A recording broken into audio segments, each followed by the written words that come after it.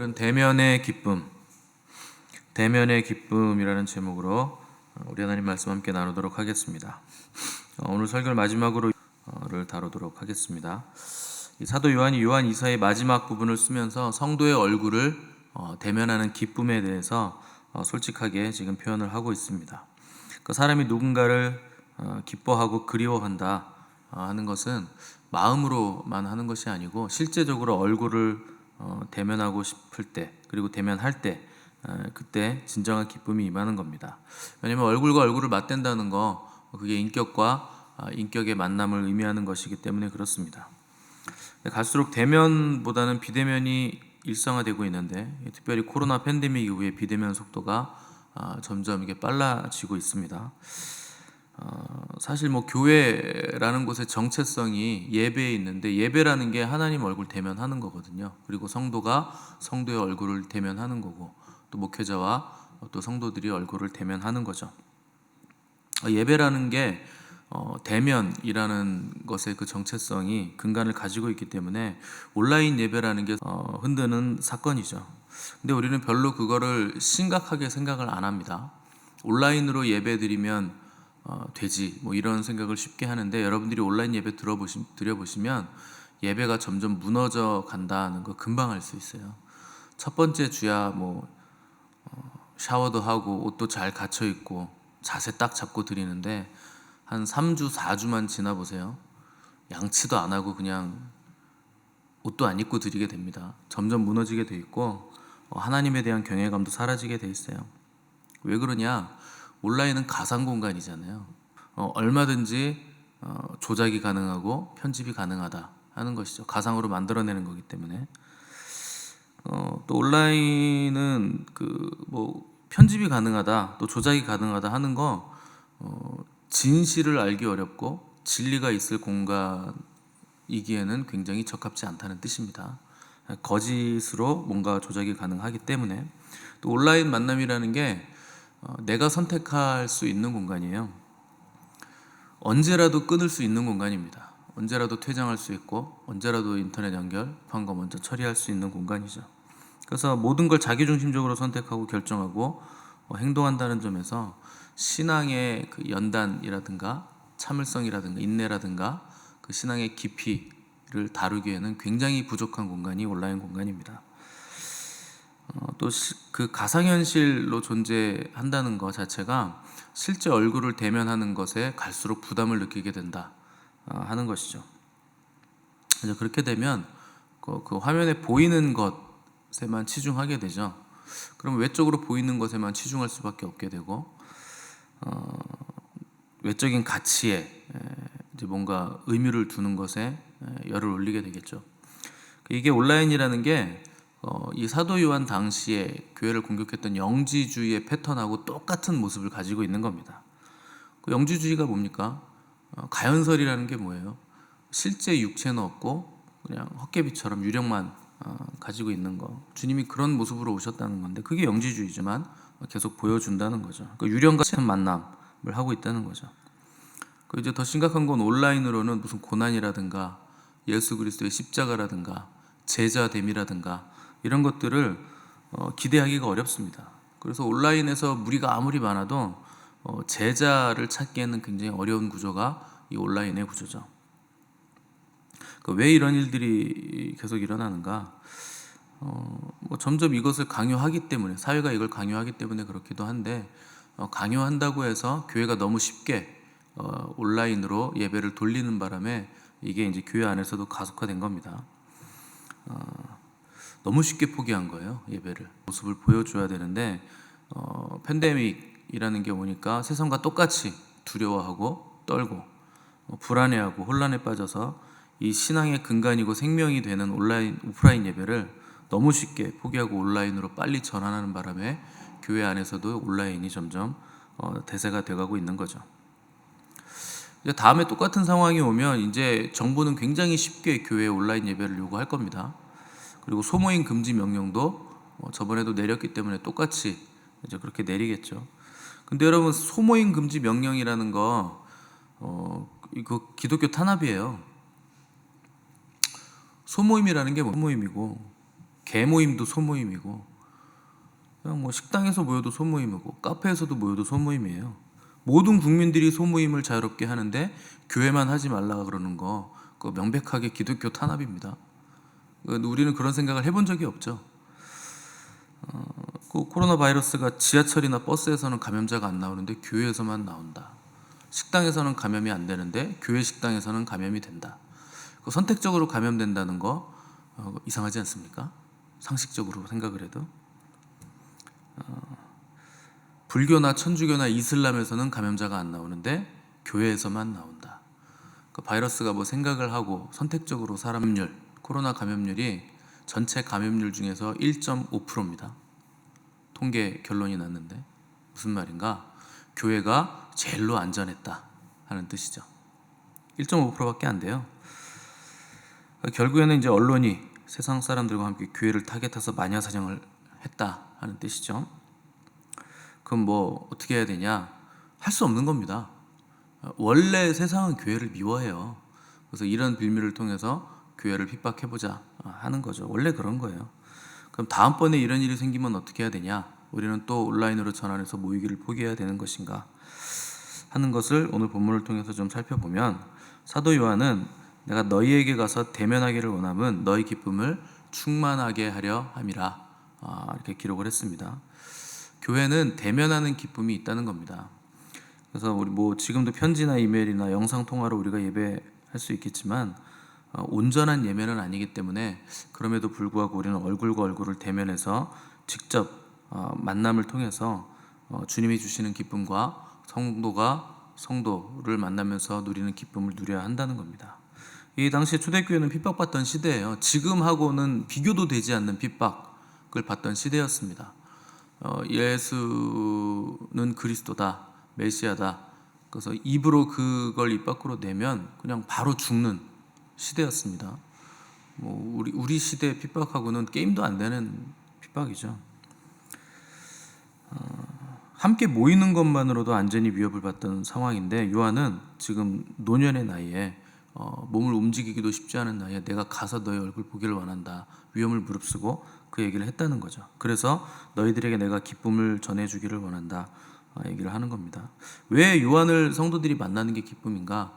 예수님의 제자였던 사도들이 다 죽었어요. 이제 사도 요한 딱 한 사람 남았습니다.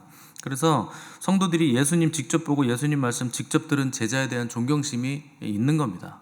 사도 요한이란 마지막 제자를 만나는 거, 이게 성도들의 유일한 소원이었다는 거예요. 그분 한 번만이라도 봤으면 좋겠다. 그 만남을 간절히 원하고 있었다는 거죠. 그래서 이미 나이가 많이 들어서 움직이기도 쉽지 않은 요한이 성도들에게 기쁨과 용기를 주기 위해서, 자기가 가는 게 그들에게 기쁨이기 때문에 그래서 친히 가고자 했다는 겁니다.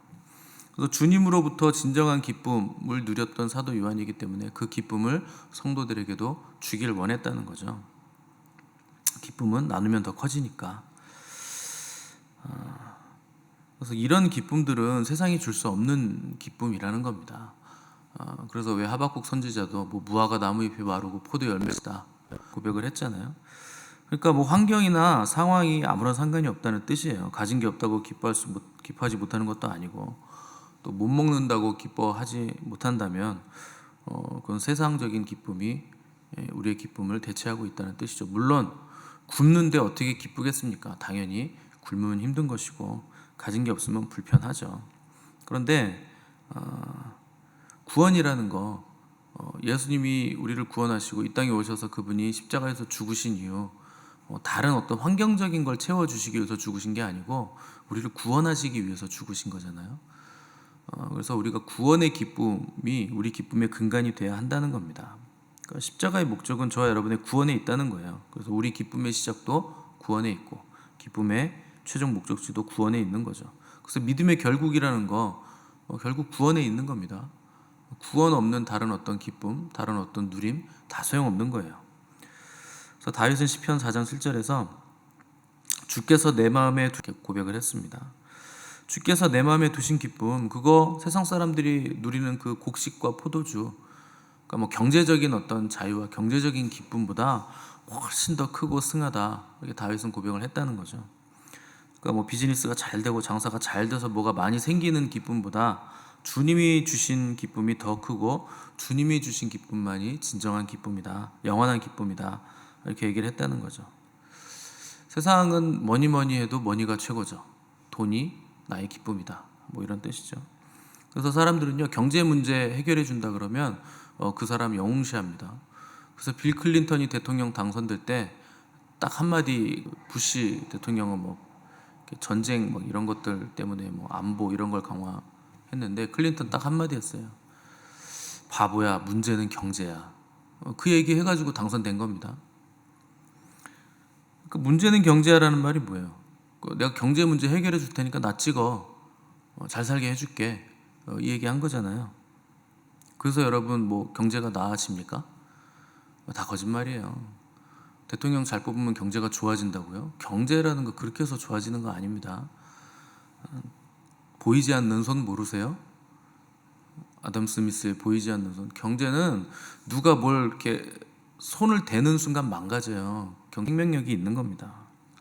그래서 누구 잘 뽑아서 뭐 경제가 잘 된다든가, 뭐 무슨 정책을 해가지고 경제가 나아진다든가 아니에요. 다 역효과만 나지 그렇게 해서 좋아지는 거 아니에요. 그런 걸로 안 됩니다. 그런데도 정치인들은 항상 뭐 경제가 좋아질 거라고 거짓말을 해요. 안 좋아져요. 그리고 경제가 좋아진다 해도 여러분 개인 경제가 좋아집니까? 나라가 경제가 좋아지면 여러분 좋아져요? 아무 상관없어요. 체감 안 돼요.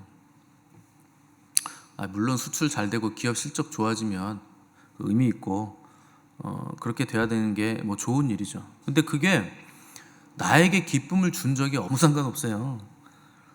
진정한 기쁨은 그것만이 우리에게 참되고 아니고 죄 문제가 해결될 때 임하는 겁니다. 그것만이 우리에게 참되고 영원한 기쁨을 주는 거예요. 그래서 구원의 기쁨을 나에게 회복시켜 달라고 다윗이 노래했던 이유는 죄가 나를 짓누르니까 그 기쁨을 회복시켜 달라고 기도한 거예요. 그래서 어떻게 기쁨이 임하는가? 회개할 때 기쁨이 임하죠.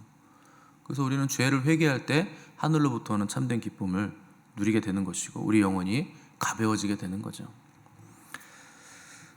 요한은 13절에서 택하심을 받은 내 자매 자녀들이 내게 문안한다, 이렇게 문안 인사를 마지막으로 했습니다. 이 사람들 누구인지 정확히는 알 수 없죠. 내 안부 인사를 전하는 것만으로도 혼란과 박해를 당하고 있는 성도들에게 위로와 격려가 됐을 것은 확실하죠. 그래서 여러분들이 주일에 누구 안 나오시면 연락하시고 카톡도 보내시고 문자도 하고 전화도 하라 그러는 겁니다. 그게 격려가 되고 힘이 되고 위로가 되죠. 누군가 우리 성도들이 나를 생각하고 있구나, 기도해 주고 있구나, 나도 누가 힘들고 어려우면 그렇게 해줘야 되겠구나, 이렇게 생각이 되고 위로가 되잖아요. 그럼에도 불구하고 10절에서 사도 요한이 말한 게 있는데, 누구든지 이 교훈을 가지지 않고 너희에게 나아가거든 그를 집에 들이지도 말고 인사도 하지 말라. 그러니까 잘못된 교훈, 잘못된 생각, 또 교회를 파괴하는 사람들에 대해서는, 또 잘못된 거짓 가르침을 전하는 세력들에 대해서는 단호하게 대처하라는 거죠. 아무에게나 그렇게 인사하는 게 아니고 아무나 위로하고 격려하는 게 아닙니다. 그래서 인간적인 생각과 감정에 휩쓸려서 우리가 함부로 잘못된 가르침, 잘못된 사람들을 받아들이면 교회가 파괴되고 우리의 순수한 영혼이 깨지기 때문에 단호한 모습을 가지라는 거죠. 그래서 하나님의 말씀의 순수성, 우리가 지켜내야 되는 것 마땅하지만 또한 공동체의 거룩성을 대면에서 우리가 보는 것 굉장히 중요하죠. 그 진리 안에서 우리가 봐야죠. 그게 우리의 기쁨이고 위로가 되기 때문에 갈수록 이제 언택트가 더 강화될 것인데, 우리는 그럼 어떻게 얼굴과 얼굴을 대면해 볼 것인가? 방법이 없습니다. 이제는 소그룹으로 보는 수밖에 없어요. 그래서 뭐 가정에서 혹은 뭐 카페에서 어디 다른 데서 이렇게 또 교회를 핍박할 땐 그렇게 모이는 것밖에 방법이 없습니다. 그래서 진리 안에서 이제 소그룹으로 만나는 것, 이것에 우리가 이제 연습을 해야 되는데, 그런 기대를 받을 수밖에 없는 시대가 될 겁니다. 그래서 그러면 이제 우리가 어떻게 해야 되냐? 소그룹으로 모여서 군중으로 모이기보다는 이제 개개인이 이제 제자화가 돼야 됩니다. 그래서 많은 군중은 이제 필요 없어요. 몇천 명씩 모이는 이제 교회들은 갈수록 더 어려운 시대가 될 겁니다. 그래서 숫자의 많음보다 질적인 부분에 비중을 두고 이제 지혜롭게 만나서 우리가 교제하는 그런 모습들로 우리가 이제 체질이 바뀌어야 되고, 그러기 위해서는 여러분들이 이제 다 리더들이 되셔야 돼요. 소그룹으로 모이려면 소그룹엔 리더가 필요하거든요. 그래서 이제 소그룹 리더로 다 모이려면 많은 리더들이 있어서 그 리더만큼의 그룹들이 이제 교제를 하는 시스템으로 점점 바뀌어져야 되는 겁니다. 그래서 주님은 뱀같이 지혜로워라 말씀하시고, 또 비둘기같이 순결해라. 그러니까 진리의 순수성은 지켜나가되 시대에 따라서 뱀같은 지혜로움을 가지고 우리가 지혜롭게 모여야 된다, 이렇게 말씀하신 거죠. 그래서 초대교회도 핍박이 있을 때 그 집사들이 이제 문 앞에서 지켰어요. 그 모임하는 그 집 문 앞에서 지켜서 역사적으로도 볼 수 있죠. 그 지혜가 필요하다는 겁니다. 그래서 우리가 얼굴과 얼굴을 대면할 때 기쁨이 있겠지만 우리가 지혜롭게 만나야 된다. 온라인이라는 거, 이 위험성을 여러분들이 기억하셔야 돼요. 영과 육을 분리하는 그 영지주의 특징을 가지고 있기 때문에 자칫 우리가 영지주의 신앙으로 나갈 위험성을 가지고 있는 것이고, 온라인으로 전하는 설교나 말씀은요, 한계를 가지고 있습니다. 받아들이는 자들에게도 한계가 있고 전하는 자들에게도 한계가 있어요. 그래서 온라인에만 의존하는 신앙은 점점 그 신앙이 죽게 됩니다. 그래서 가나안 성도들, 교회 안 나간다고 하는 그 가나안 성도들이 온라인으로 예배 드린다고 하는데 불가능해요. 온라인으로 그게 될 수가 없습니다. 당연히 시대의 흐름을 무조건 막을 수도 없는 노릇이지만 뭐 막는다고 해결될 것도 아니죠. 그러니까 우리에겐 지혜가 필요하다는 겁니다. 그래서 갈수록 어려운 시대가 될 것이기 때문에 여러분들은 더 지금 준비하시면서 주님 앞에 머무는 시간을 더 많이 가지시고, 진리에 대해서는 순결하시되 세상에 대해서는 지혜를 가지시는 지혜로운 여러분 되시기를 바랍니다. 요한이서 끝났고 우리 내일부터는 요한 3서 또 시작하도록 하겠습니다. 함께 기도하겠습니다.